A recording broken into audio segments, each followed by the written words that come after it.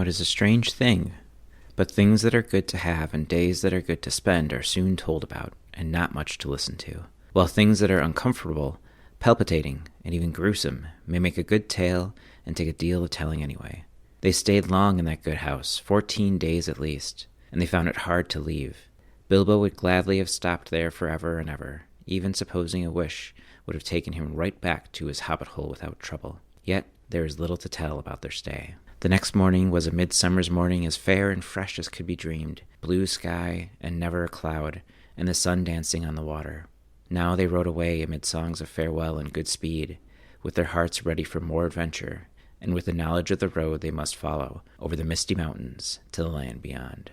Excerpts from The Hobbit, the enchanting prelude to The Lord of the Rings, by J.R.R. Tolkien. Hello, welcome to this episode of I Am the Party. I am Paul. I had a lot of things I was thinking about for this week's episode, trying to think about where to start. I almost decided to start with the actual play first before I do all this preamble stuff and this other kind of commentary track, I guess you could call it, of my game. But I do want to make sure, first and foremost, to kind of give some credit and some acknowledgement and appreciation for the Rift of Seeping Night, the Dungeon Crawl Classics adventure that kind of spurred on all 8 episodes, basically, now of this podcast. I wasn't sure if I wanted to do a full review of the adventure. That's kind of going to be inaccurate anyways. I think if you've had a chance to look over the adventure or are familiar with it at all, I didn't really stick to it. I used it in a way that I think is best for me.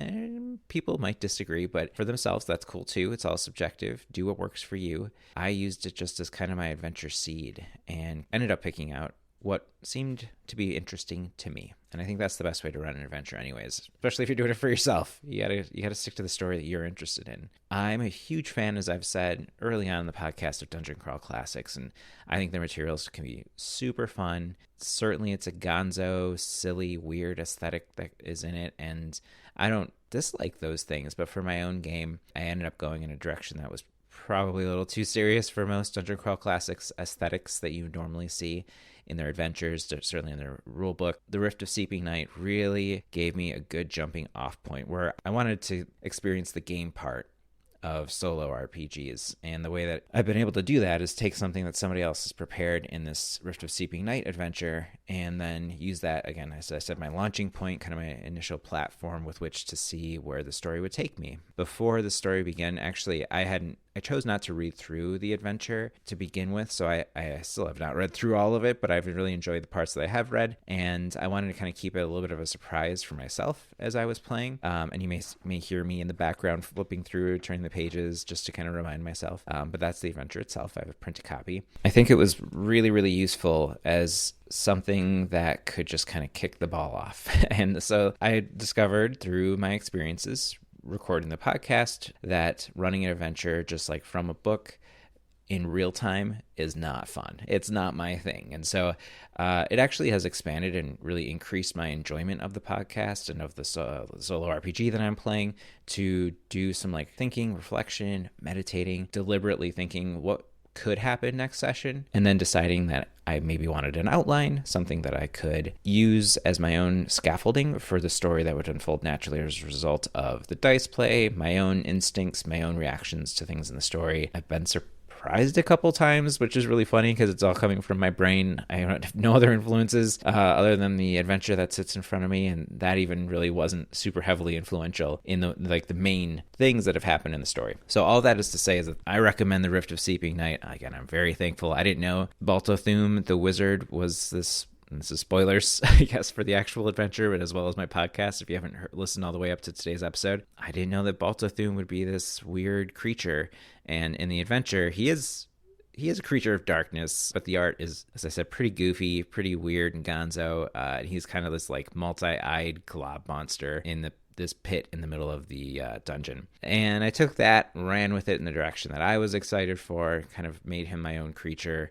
And that's how we found and discovered Midnight. I had this idea for like dark god, like an ascendant god, throwing a wrench into the ways that this world that I'm playing in has faith, views reality, cosmology, and Midnight's a good vehicle for that. It's been pretty fun to think about that more. Again, thanks to Rift of Seeping Night, and I want to get the author here cited as well because it was great. Jess Gabriel Cron, Cron, and it was edited by Reverend Dak J.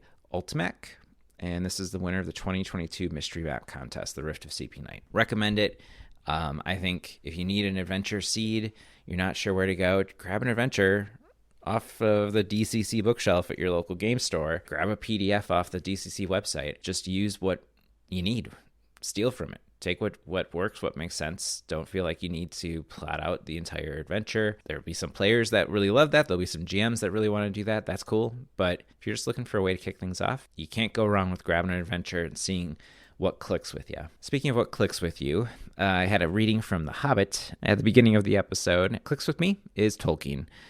I've mentioned the Malazan Book of the Fallen, House of Leaves. Tolkien is another one of those foundational, fundamental influences on me. I couldn't help myself. I was trying to think of what would inspire today's play, the continuation of the story from last week, and it was a dark week, literally and metaphorically and story-wise. I was looking forward to some relief, some kind of let's start the ball rolling again, see what the direction of the story continues to be. At this point, I'm not choosing a bespoke adventure that I'm going to follow. I think I have a pretty interesting couple of choices that I can make between characters. Today, we're going to kick it off with Sarge and Talls as they had survived the adventure. Survived reasonably well, the adventure that I've been playing, and they find themselves trying to recover and heal. And the first thing I thought of was all of the moments where, whether it's the Dwarven Company in The Hobbit or the Fellowship, where they have chances to take a brief reprieve and rest from their quest and their journey that they're going on. Found that section from The Hobbit, and I was pretty happy with it. That brings us back to the village of Spire in the Daggerspine Mountains. And as I mentioned at the end of the last episode, Sarge has woken up, and Sarge is starting to gain an appreciation of what happened while they were basically presumed missing, presumed dead for what seems to be several weeks, as far as Solgren the Elder Druid has shared. It is morning. The sun is shining through the window. There's a sound of knocking, repetitive knocking, metal on metal noise that can be heard. A blacksmith's fire is being clearly lit and fueled. You can hear the bellows working and increasing the sound of the fire, and Talls wakes up to the sound.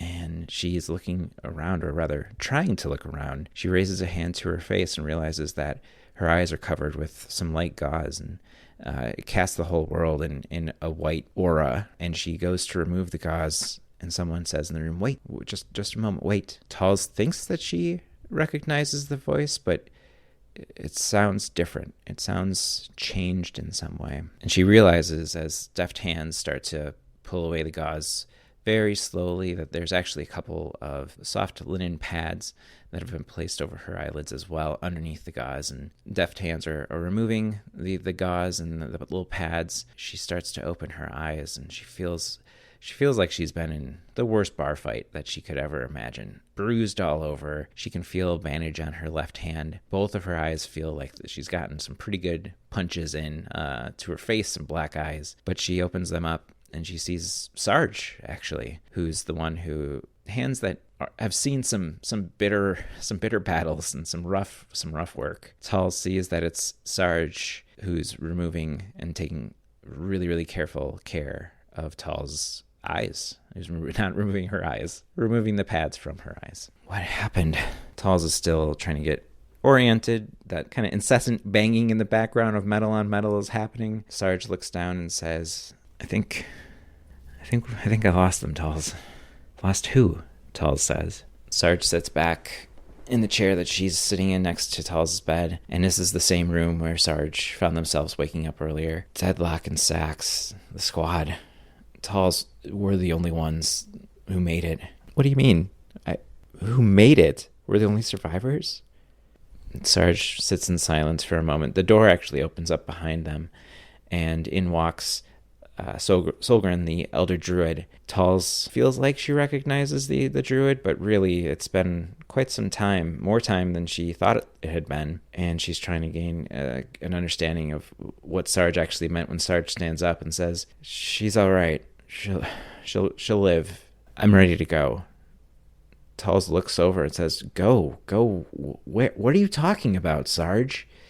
And Sarge just walks out of the space, and the druid sits down next to Talls and says, "You need to take it easy. You've been through quite a bit. I'm not even sure that you'll be able to use that hand again." And he points to Tal's left hand. She tries to move her thumb, and her hand just shakes. She can't even make a fist with it.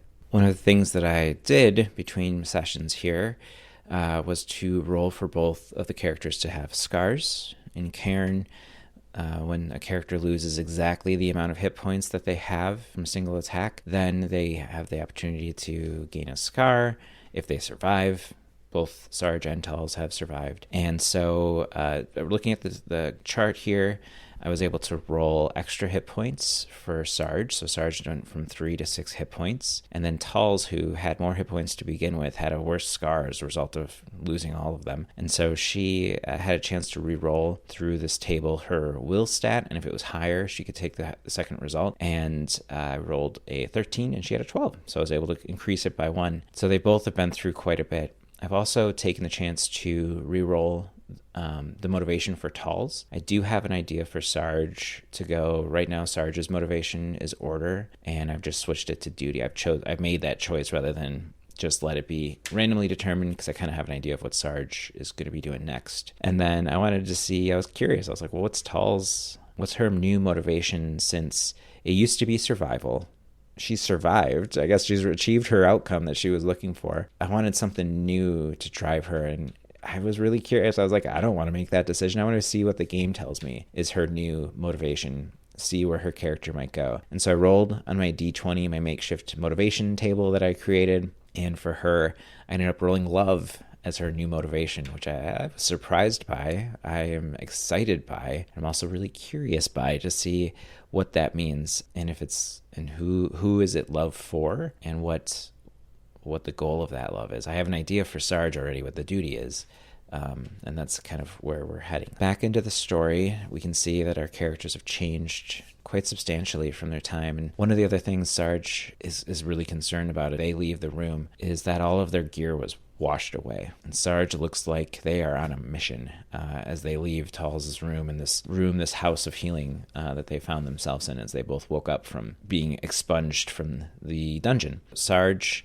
has already had a conversation with Solgren about being equipped, re-equipped, and is on their way to meet up with the quartermaster of Spire. And that quartermaster's name is Esme Butcher. And she, the one who is... Spire is actually a cult. It'll be honest that it's a sun cult, and as the cult, they keep a stock of supplies for those who need to go out into the wilderness and bring back supplies, bring back whatever is needed, or just to simply explore and find out what's going on around the land. And so Esme is in charge in Spire of this quaint, basically stock store, general store that they have. Solgren has agreed to provide Sarge with whatever kind of equipment that they have on hand that Sarge would deem to be useful. So Sarge enters this small little house, and it's the house of Esme Butcher. And they look and see and knock on the door, I should say. Sarge knocks on the door before entering the house. A woman's voice does say, "Enter." Sarge enters and can see that it's actually just like a modern-day hoarder's house, essentially. It's just covered in supplies of all different types. Most of it's been broken down or bad need of repairs. But Sarge is looking around, and there's nobody in the room that they're in right now.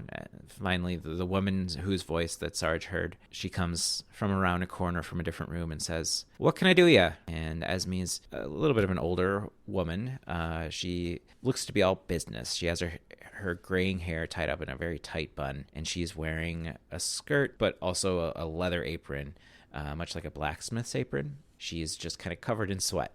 She's coming in from the outside. That ding, ding, ding, ding, ding, ding, that repeated banging noise that Talls was hearing has also ceased as Esme comes into the home. "Well, I don't have all day. What can I do for you?" Sarge is still kind of shocked. "Well, Solgren sent me here for equipment." Sarge is clearly shaken. There's more trauma there than I think that they're letting on from the events that happened in the last session that I played. Esme looks around and says, "Well, we got a lot of choices here, but are you looking for anything in particular?" "No, I'll do with whatever you have to spare. Anything will help. I'm going on a journey." "I see. All right. Well, give me a moment." And I have these 10 optional gear packages from the Cairn First Edition. They're kind of like little class gear packages. I'm just going to roll for one. There's 10 of them. I'm going to roll a d10. See what we end up with Sarge, because there's not really classes in Cairn, and this will kind of, I don't know, I'm really excited to see. I'm going to see what Sarge is up to now. Okay, I rolled a 9. 1, 2, 3, 4, 5, 6, 7, 8, 9 it's a fighter. Sarge already was kind of a bit of a fighter, but they lost all of their gear. And so in addition to a few days rations and a torch, Sarge also is given a heavy sword, a short sword, a tobacco pouch and pipe, and a dice set. What am I supposed to do with these?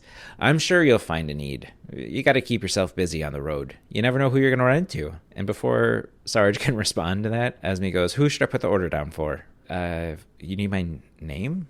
Yeah, who is the order for?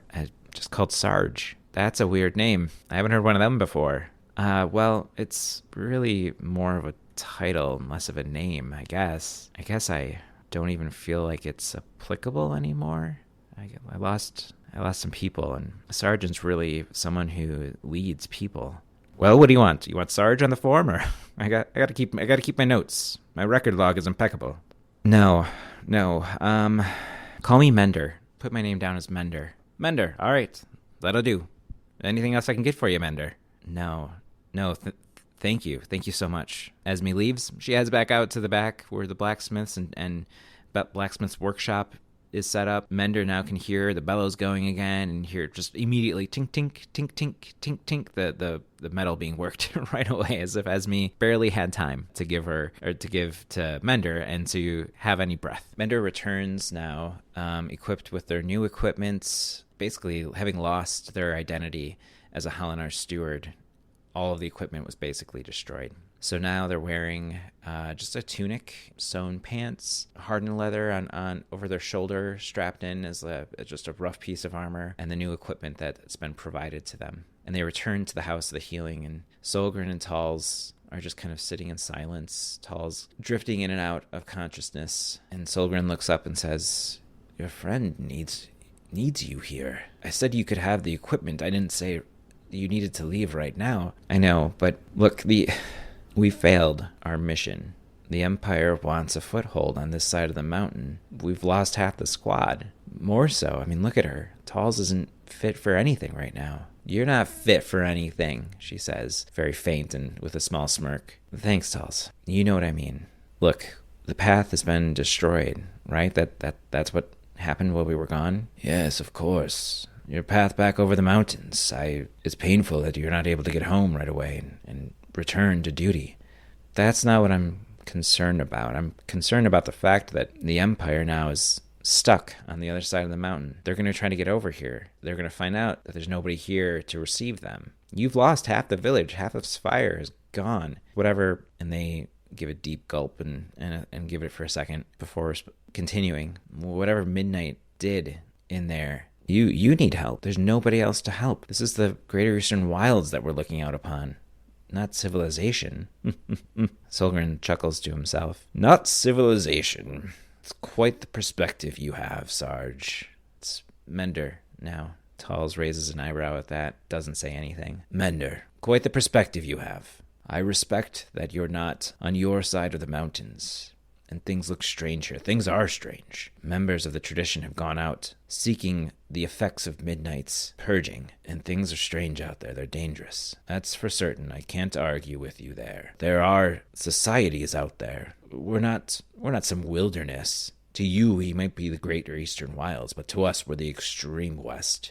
We're as west as you can go before crossing the mountains, of course. Be careful who you say that to out there. I didn't mean anything by it. Mender says. All I'm saying is that Helenar has no idea what happened over here, and we can't make it through the mountains. The only thing we can do is get a message south. I know it's probably worse off trying to go through the wilderness and trying to pass through the strait beyond the coast, but that mountain pass is destroyed. And even if it wasn't, to do it by myself, it would be just as risky, even if there was still a mountain pass to be passed through. There's no one else to do it. No one else, Solgren says. You think you're the only Helenari agents on this side of the mountains? Well, yeah, we were the first ones, the first expedition that was sent in a decade to reestablish contact with The wizard Balto through him and, no, that might be what they told you, but we've seen a solid stream of Halinari agents for the last several years come through here. None stay. They have some duty that they go off to. Now Talls is going to say, wait, no, that's not true. Sarge, why would they... It's not Sarge anymore. Talls, we barely have a squad, you and me. Fine. Mender, why would they lie to us about this? Mender looks down. I don't know, but... Regardless, Solgren, what happened here? The Empire has to find out. The stewards of the lodge must know what happened. Midnight could be anywhere. If this bridge of darkness is real, it could be everywhere. And the Empire has no idea. Tulls sits up and groans with pain. Ugh. She holds her ribs with her good hand and says, I'm going with you. You're not going by yourself, Mender. Mender is just... feeling real defeated right now, and they look over at Talls and says, not a chance. You stay here. You have to stay here and heal up. There's no way that you can come with me right now. Look at you. Now, here's a turning point. I want the game to decide. Random luck, fate, an oracle, whatever you want to call it. Both characters have a will of 13, and I want to see who's going to win this argument. I have 2d10s here. One's for Mender, one is for Talls. We'll see who has the stronger will. The lower the roll, the better. Mender rolled a 9, which is a success. However, Talls rolled a 2, which is a much more powerful success. Talls starts to get out of bed. Even though she's moving slowly, she's got determination beyond what Mender would have guessed. And she stands up, and Solgren grabs her for a moment, and Talls raises her hand. No. I got it. I got this. Talls, you don't have to do this. You're not leaving without me. I'm going to follow you. You leave this village without me, well, I'll catch up. It'll take some time, but I'll make my way down. I know where you're going. You just told me. I'll find you. Solgren, don't get me involved in this. I'm not here to hold anyone against their will. Face it, Mender. We're together in this. Solgren, I'm going to need some gear. Thank you so much for listening, and we'll talk again soon.